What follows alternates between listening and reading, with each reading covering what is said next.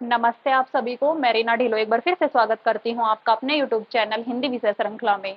तो भाई इससे पहले मैंने जो पहले यूनिट है हमारी टीचिंग एप्टीट्यूड वो कंप्लीट करवा दी है। उसकी सारे क्लासेस आप मेरे प्लेलिस्ट पर जाकर देख सकते हैं। आज हम पढ़ने वाले हैं अनुसंधान अभिक्षमता, जिसको आप इंग्लिश में बोल सकते हैं रिसर्च एप्टीट्यूड।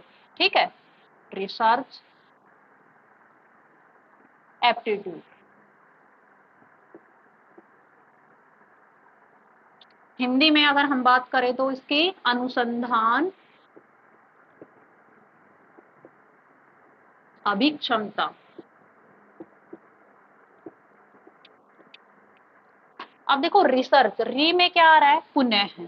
ठीक है, री प्लस सर्च, अर्थात री का अर्थ होता है भाई पुनः है या फिर दोबारा, और सर्च का अर्थ आपको पता ही है, खोजना या शोध करना।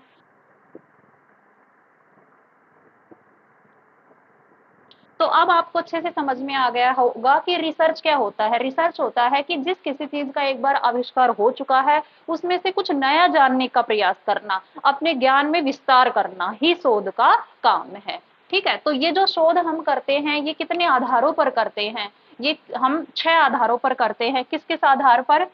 पहला आएगा हमारा परिणाम के आधार पर।